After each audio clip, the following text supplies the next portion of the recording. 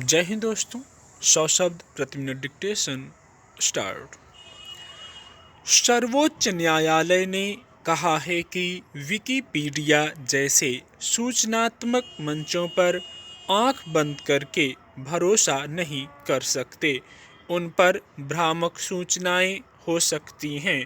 हालांकि अदालत ने यह बात कानूनी मामलों के मद्देनज़र कही और न्यायिक अधिकारियों को ऐसे स्रोतों के उपयोग को लेकर आगाह किया है, पर इसे व्यापक संदर्भ में लेने की जरूरत है। आजकल तथ्यों के लिए विकिपीडिया जैसे मंचों पर अध्येताओं, व्यावसायिक गतिविधियों, शैक्षणिक कार्यक्रमों की निर्भरता लगातार बढ़ती गई है। ऐसे में अगर यह मंच इतना गैर भरोसेमंद माना जा रहा है तो यह गंभीर बात है। बहुत सारे विद्यार्थी ऐसे मंचों के सहारे विभिन्न परीक्षाओं की तैयारी करते देखे जाते हैं, मगर इस हकीकत से मुंह नहीं फेरा जा सकता कि विकिपीडिया पर बहुत सारे तथ्य गलत या भ्रामक पाए जाते हैं।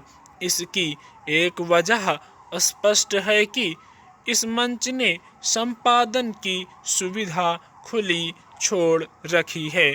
कोई भी वहां जाकर तथ्यों को सुधार सकता है, तथ्यों में उलटफेर कर सकता है।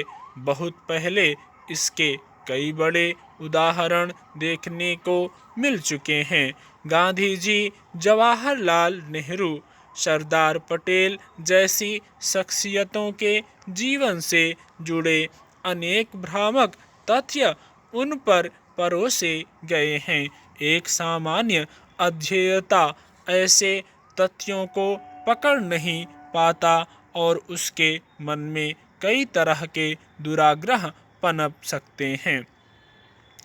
खासकर कानूनी मामलों में अगर विकिपीडिया जैसे मंचों पर गलत और भ्रामक तथ्य परोसे जाते हैं और उनका उपयोग किसी मामले को सुलझाने के लिए किया जाता है, तो उससे आने वाले समय के लिए गलत नज़ीर भी बनती है। इसलिए कानून की अधिकृत पुस्तकें ही इस मामले में प्रामाणिक मानी जानी चाहिए।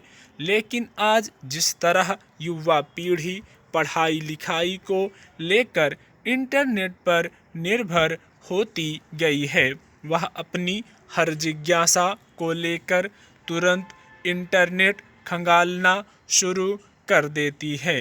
खासकर विकिपीडिया जैसे ज्ञानकोश पर आंख मूंद कर भरोसा कर लेती है।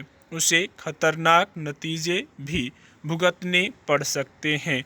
उस पर भरोसा करके अगर उसने किसी सवाल का गलत जवाब दे दिया तो जो अधिकृत पुस्तक में छपे तथ्य से मेल नहीं खाता, तो उसे नुकसान हो सकता है।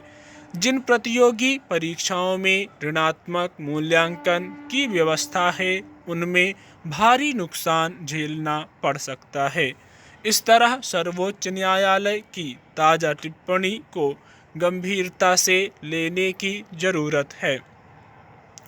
यह सही है कि प्रामाणिक पुस्तकों का विकल्प दूसरा कोई माध्यम नहीं हो सकता, पर पिछले कुछ सालों में जिस तरह इंटरनेट एक सशक्त शिक्षा माध्यम के रूप में उभरा है, उसमें ज्ञान की दुनिया का खासा विस्तार हुआ है।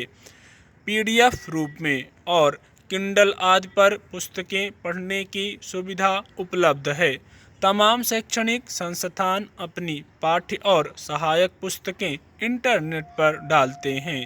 ई पाठशाला जैसी व्यवस्थाएं हैं, मगर इसके समांतर इंटरनेट पर बहुत सारे ऐसे मंच सक्रिय हैं जो बड़े पाठक समुदाय को आकर्षित करने और लाभ कमाने के लोभ में चल रहे हैं। उन पर परोसी जाने वाली बहुत सारी सामग्री अपुष्ट और अप्रामाणिक है। इसे रोकने की ज़रूरत लंबे समय से रेखांकित की जा रही है। किसी भी माध्यम से गलत तथ्य और भ्रामक जानकारियाँ उपलब्ध कराना एक प्रकार का अपराध है। स्टॉप।